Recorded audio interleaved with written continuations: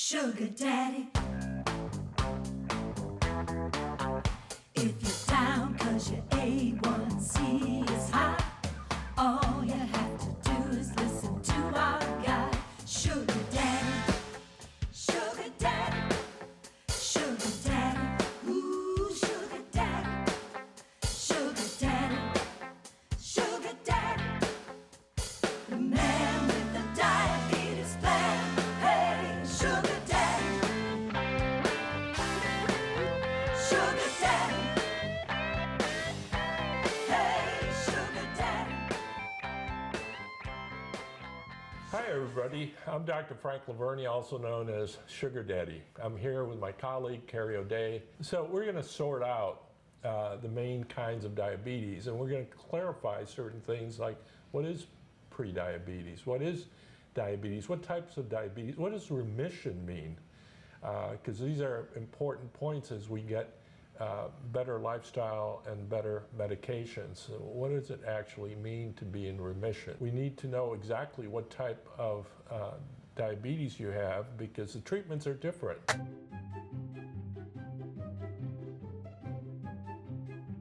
So Carrie, can you tell us about the different types of diabetes? Sure, absolutely. So type 1 is going to be one I think that everybody hears about and worries about, right? This is, we hear about somebody who was well one day and then they were sick the next day, and generally younger age. So why does this happen?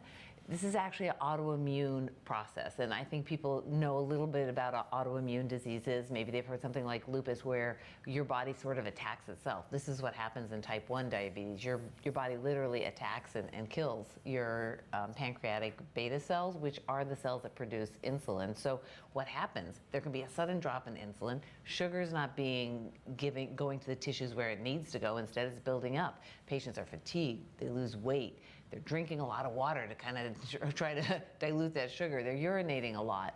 And that is type 1 diabetes. Now, people... And they switch into an alternative energy mode where they start breaking down ketones. Right, and this is why they get so sick and present sometimes, oftentimes actually, not sometimes, but whether or not to their primary care provider, typically a pediatrician, or the emergency room, actually in crisis, because their body is not able to use sugars. And they can have very high blood sugars in the 300-400s, and you have to have the presence to think about diabetic ketoacidosis, but we'll get into that in a little bit. And then there are, you probably also heard of something, or maybe haven't heard of the name, but people have heard, well, you know, he was 25 and he was in really good shape and he went to the gym all the time, but he had type 1 diabetes. That's known as latent autoimmune diabetes of the adult, or LADA. And that can be a bit confusing because it can also be kind of known as diabetes type 1.5, because it is type 1, but there are some aspects of type 2. So that's just a brief mention because that's not as common. But the most common is type 2 diabetes. And type 2 diabetes is 85 to 95% of cases of diabetes. And it combines inadequate insulin secretion and also insulin resistance. So what does that mean? It means that maybe the insulin that's produced isn't enough, but it may not be enough because the cells are resistant to it. So patients with this kind of diabetes will often present a little more slowly. Maybe they don't feel well over even a year or a couple years. Maybe they just feel tired. Like they're just not feeling well in general. They can even be gaining weight. They don't have to be losing weight like people with type 1 diabetes. They can feel dizzy. Sometimes they have trouble with their vision. Lots of different sort of... The biggest thing that over the years of practice, I would have patients come in as an internist, think cap. They would say, I don't know what's going on, I'm fatigued. And you start thinking of all these disease processes that could cause fatigue. Let's just get some lab work to be sure you're not anemic or you had a thyroid issue or something. And they would come in with a blood sugar of 300, 350, and they're functioning, they just felt a little bit fatigued. So it's a very insidious beginning to their type 2 diabetes, and that always surprised me. You would think that with those kind of numbers, they would really be a lot sicker. Yeah, and maybe they just sort of had time to slowly get used to this decreased function. And then I just want to mention one thing about people who have type 2 diabetes because it is not just insulin resistance, but it's also decreased insulin secretion. Over time, the insulin secretion gets less and less and less, and oftentimes people with type 2 diabetes, as they get older, will actually need some insulin. They'll need insulin injections, and I think we hear a lot, oh, well, my grandpa had type 2, but then he went to type 1. No, he didn't go to type 1. He was still type 2 diabetes, but he just didn't He make... needed insulin He needed now. more insulin. But that doesn't make it revert to type 1. Exactly, exactly. And then gestational. This will start during pregnancy. And a lot of women who have been pregnant have probably remembered drinking that horrible soda and going in and having your blood sugar checked a few hours after you drink that. And they're screening for gestational diabetes. So it usually does resolve after delivery, which is great, but it will still increase your lifetime risk of not just you, but also your child developing type 2 diabetes. So we would have these people and they say, well, why do I have this diabetes? Well, pregnancy can result in an insulin resistant state, and that's when their sugars would go up. But more importantly, after delivery, their blood sugars return to normal, and you want to be rechecked periodically, maybe more than once a year, to be sure that you have not become a type 2, and then also talk to them about the importance of weight loss and keeping the weight down. Right. Getting back to the points of obesity, that it's not just we're trying to stigmatize you with telling you that you're fat when it carries all these other medical risks.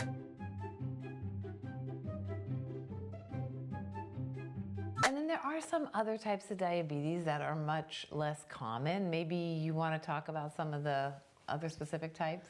Yeah, so there's very few, but they're out there and we have to think about it. And that is monogenic diabetes, which is less than 5%. But these are usually single gene mutation. Some people know about MODY, which is an autosomal dominant with persistent hyperglycemia, usually before age 25, and they have a secretion defect, but they're literally about more than 14 genes. And I know, being from Chicago, that at the University of Chicago they have genetic counseling. They discover these folks that are having elevated blood sugars, but you can't get them down. Are they LADA? Are they type 1? They just can't get a finger on it, and it's a genetic thing. So it's important to determine if they do have a genetic issue, because if later on their progeny, their kids, may also have that same gene defect, and it runs in families. So it's important to determine what they have. And then even more infrequently, I suppose, would be a secondary diabetes. Remember, the pancreas is where these beta cells are, so things that affect the pancreas can cause diabetes. Maybe something like a cancer, too much alcohol use even, cystic fibrosis, or other injuries to the pancreas can cause. So you can have these pancreatitis episodes where pseudocysts can occur. So I had a colleague that unfortunately became an alcoholic, and he started developing pseudocysts, and a lot of his pancreas had to be removed, and he became, if you want to say, acted like a type 1 because he had less... No secretion. Yeah, he had no secretion, so he was on insulin. And then you have these patients that start with pulmonary disease as a youngster, and you find out that unfortunately they have cystic fibrosis. Well, this disease also hits their pancreas, and years later they become diabetic.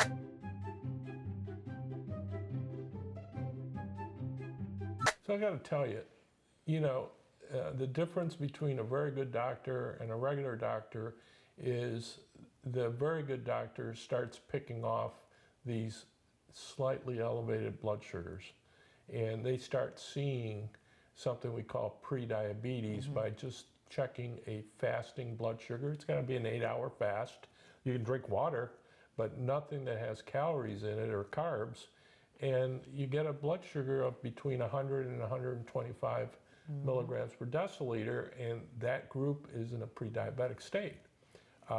because the diabetics must have a fasting blood sugar of above 126.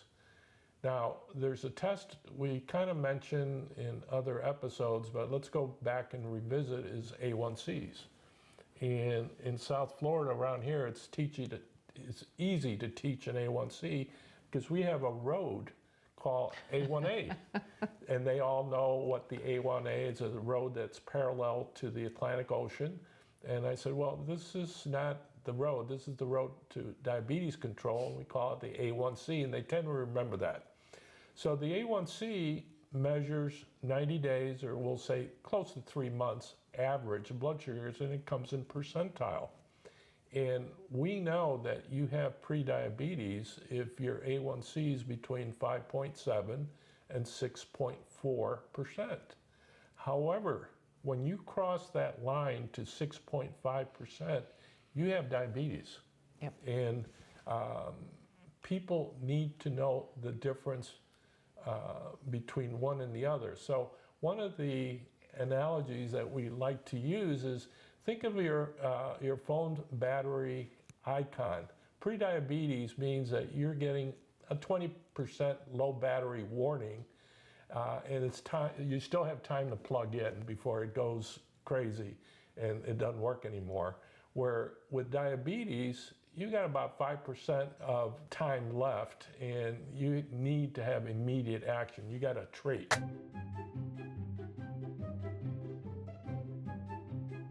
Let me ask you, if someone has a fasting blood sugar that we'll say it's 130, but their A1C is at 6.3%, you know, the patient's getting a mixed signal. My blood sugars are a little bit elevated, but my A1C is fine. You know, how do I make sense of that? Yeah, well, that is a good question because they're sort of not agreeing. And so we got to go with a higher risk value. I mean, we've just got to take care of you. So we've got to say, okay, if we have one that says you have diabetes, one that says you have prediabetes, we're just going to go ahead as though you have diabetes. We're going to start treatment. We're going to take care of you. And then we'll repeat the tests. Right. So we call this discordance. Yeah. They don't agree. The numbers don't agree. So it's mandatory that you test whichever number was elevated, because we're going to go with a higher number. So if the A1C was at, we'll say 6.5, 6.6, we're going to repeat that A1C. Right. And let's do it pretty quickly. So when somebody comes around and says, why did you start this patient on this or that? They have diabetes.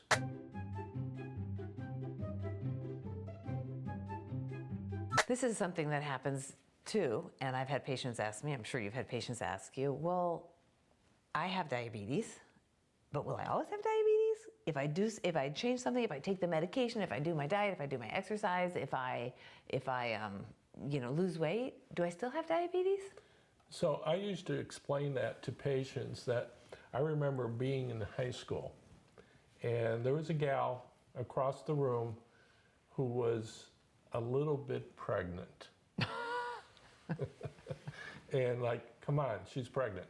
You know, so the only way that she could terminate her pregnancy was a miscarriage or having an abortion.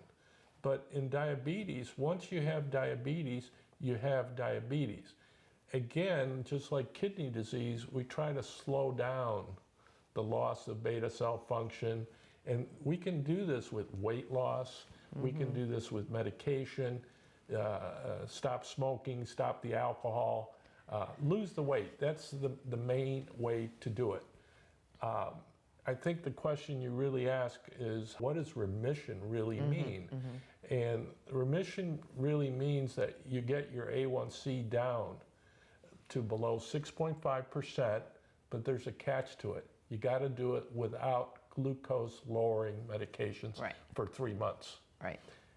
We get a lot of people like, no, I got below 6.5, but they're still taking a GLP, or they're still taking a sulfonylurea, or they're taking metformin.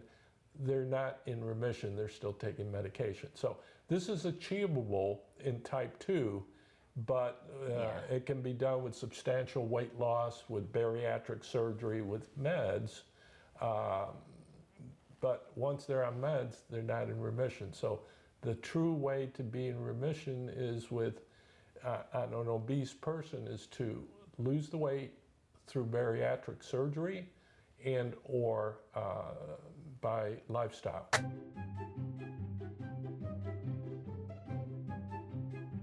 So take-home messages today. We've covered a lot, right? Diabetes isn't one disease. You need to know your exact type, and that will help to guide the treatment. And then think about the battery icon again. You know, when your fasting blood sugars are in that pre-diabetes state, which would be 100 to 125, or your A1C is in that pre-diabetes range, 5.7 to 6.4, that's your low battery warning. That's a warning that, hey, you need to plug in, or in diabetes speak, you need to exercise, lose weight, change how you're eating, things like that, lifestyle changes. And then once your fasting blood sugar hopefully doesn't, but it goes above 126, or your A1C goes above 6.5, that's a critical alert. That's diabetes. We need to plug that in, or else the battery's going to go. And what about if you have mixed lab results? Well, what if your fasting blood sugar is pre-diabetes and your A1C is diabetes? We have to trust the higher value, but we will retest. We'll keep watching. And then remission is possible, mainly in type 2, but you covered remission is possible without medications. Right? Once you're on the medications, you have diabetes and you're well controlled, which is also great. But we're going to need lifelong monitoring in either case. It's important. Right. So we're going to move on now and kind of mention that our next episode is going to be the importance of checking lab values, how often, what they mean, etc. But please subscribe to Sugar Daddy podcast, and remember, you can do this.